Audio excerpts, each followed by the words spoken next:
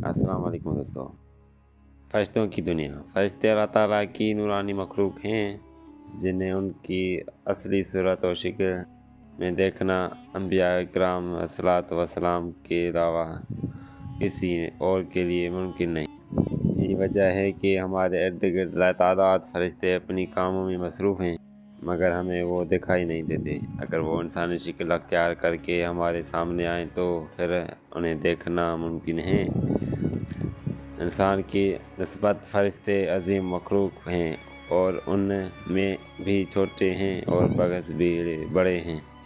فرشتوں کے پر فرشتوں میں بعض کے 2 پر ہیں اور بعض کے 600 پر ہیں۔ قرآن کریم میں ارشاد پاک ہے کہ اللہ تعالیٰ کے لیے تمام تعریفیں ہیں جو آسمان اور زمین کا پیدا کرنے والا ہے اور 2 3 4 پروں والے فرشتے کا اپنا قاصد پیغمبر بنانے والا ہے۔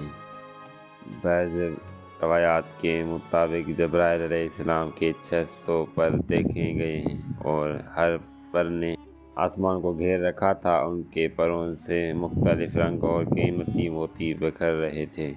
فرشتوں کے قد اور قامت۔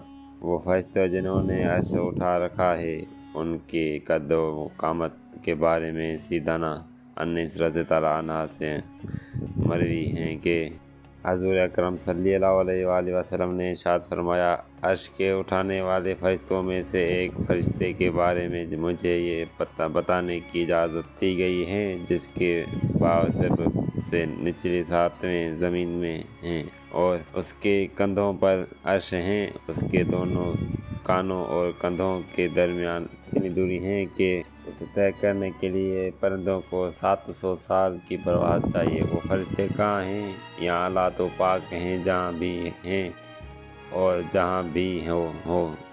فرشتوں کو ضروریات۔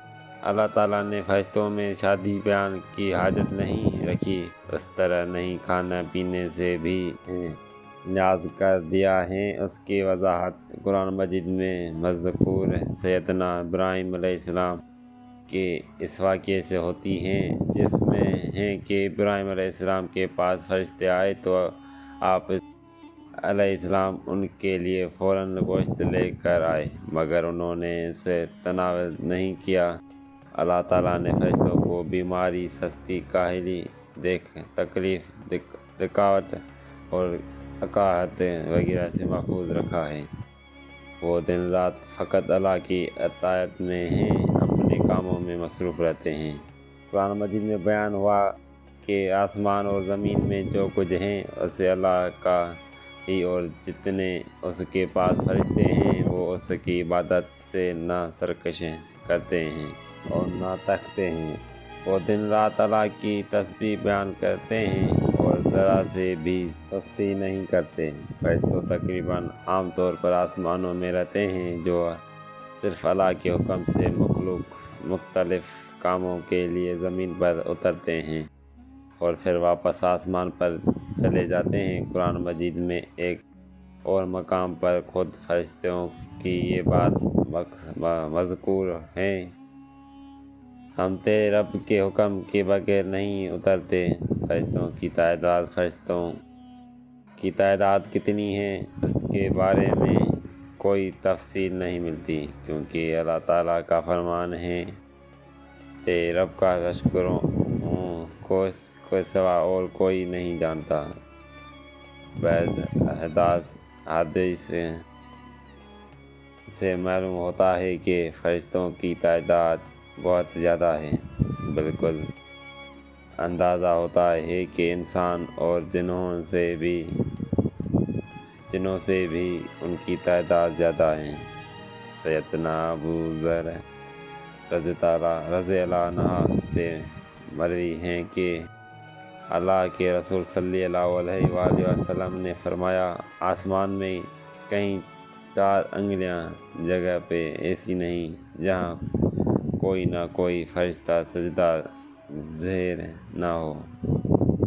سیدنا عبداللہ بن مسعود رضی اللہ عنہ سے مروی ہیں کہ اللہ کے رسول صلی اللہ علیہ وآلہ وسلم نے فرمایا، قیامت کے روز جہنم کو اس حال میں لایا جائے گا کہ اس کے 70 لگامیں ہوگی اور ہر لگام کے ساتھ 70,000 فرشتے ہوں گے جو اسے کھینچ کر لا رہے ہوں گے۔ فرشتوں کی ایک اہم خاصیت یہ بھی ہے کہ وہ اللہ تعالیٰ کے حکم سے اپنی شکل صورت کے علاوہ کوئی اور صورت بھی اختیار کر سکتے ہیں۔ یہ صورت کسی ایسی انسان کی بھی ہو سکتی ہے جسے دیکھنے والے پہچان لیں۔ انسانوں کے علاوہ کسی اور جاندار کی صورت اختیار کرنے کی فرشتوں کو طاقت ہے یا نہیں، اس کے بارے میں قرآن اور سنت میں کوئی صراحت یا ذکر نہیں ملتا۔ البتہ ان کی انسانی شکل اختیار کرنے کے واقعات ضرور ملتے ہیں جن سے یہ اندازہ ہوتا ہے کہ فرشتوں اللہ تعالیٰ کے حکم سے دیگر شکل بھی اختیار کر سکتے ہیں۔ سیدنا ابراہیم علیہ السلام کے پاس فرشتے انسانی شکل میں آئے اور ابراہیم علیہ السلام ان فرشتوں کو پہچان نہ پائے۔ پھر فرشتوں کے بتانے پر آپ علیہ السلام کو معلوم ہوا کہ یہ انسان نہیں ہیں بلکہ فرشتے ہیں۔ سیدنا مریم علیہ السلام کے پاس جبرائیل امین علیہ السلام انسانی شکل میں تشریف لائے تھے اور جبرائیل امین علیہ السلام سوائے 2 مرتبہ کے ہر مرتبہ نبی کریم صلی اللہ علیہ وآلہ وسلم کے پاس انسانی شکل میں تشریف لائے۔ فرشتوں کی طاقت۔ اللہ تعالیٰ نے فرشتوں کو انسانوں اور جنوں سے کئی گنا زیادہ قوت اور طاقت عطا کر رکھی ہے۔ حضور نبی صلی اللہ علیہ وآلہ وسلم نے جب طائف کے مقام پر وہاں کے لوگوں کو اسلام کی دعوت پیش کی تو آپ صلی اللہ علیہ وآلہ وسلم پر وہاں کے لوگوں نے ظلم اور جبر کی انتہا کر دی۔ حضور نبی کریم صلی اللہ علیہ وآلہ وسلم کو لہو لہا کر دیا تو اس مقام پر سیدنا جبرائیل امین علیہ السلام تشریف لائے۔ انہوں نے آواز دی اور کہا کہ اللہ تعالیٰ حضور نبی کریم صلی اللہ علیہ وآلہ وسلم کے بارے میں آپ کی قوم کی باتیں سن چکا ہے۔ جو انہوں نے آپ کے خلاف اقدام کیا وہ بھی دیکھ چکا ہے۔ آپ کے پاس اللہ تعالیٰ نے پہاڑوں کا فرشتہ بھیجا ہے۔ آپ نے لوگوں کے بارے میں جو چاہیے اس فرشتے کو حکم دیں۔ اس کے بعد پہاڑوں کا فرشتہ مخاطب ہوا۔ اس نے حضور نبی صلی اللہ علیہ وآلہ وسلم کو سلام کیا، پھر عرض کی، اے اللہ کے رسول، آپ جو حکم دیں گے میں اس کے تعمیل کروں گا۔ آپ اگر چاہیں تو میں دونوں طرف کے پہاڑوں کو ان پر لا کر ملا دوں جن سے یہ پس جائیں گے۔ اس طرح جبرائیل امین علیہ السلام کی قوت اور طاقت کے بارے میں قرآن مجید میں ہے۔ انہیں حضور کریم صلی اللہ علیہ وآلہ وسلم کو زبردست طاقت والے فرشتے نے سکھایا ہے جو روز آور ہیں۔ فرشتوں کا نظم و ضبط۔ فرشتے اپنے ہر کام میں نظم و ضبط کی پابندی کرتے ہیں، جس میں کسی قسم کی کمی بیشی نہ سستی اور کاہلی وغیرہ کا مظاہرہ نہیں کرتے۔ جن فرشتوں کی جب اور جہاں ڈیوٹی شروع ہوتی ہے وہ اس وقت وہاں پہنچ جاتے ہیں اور اس حسن طریقے سے سر انجام دیتے ہیں۔ فرشتوں کی موت۔ جس طرح انسانوں کی پیدائش اور موت کے مختلف مراحل ہوتے ہیں، فرشتوں کے لیے یہ مراحل نہیں ہیں۔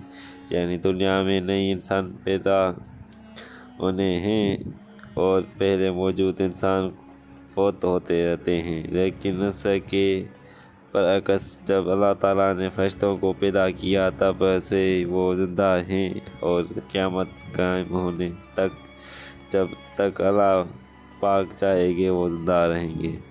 جب تک اللہ تعالیٰ کے طرف سے انہیں جو ذمہ دی گئی ہیں انہیں احسن طریقے سے وہ پورا کرتے رہیں گے، لیکن جب قیامت آئے گی تو وہ فرشتے بھی موت سے دوچار ہوں گے۔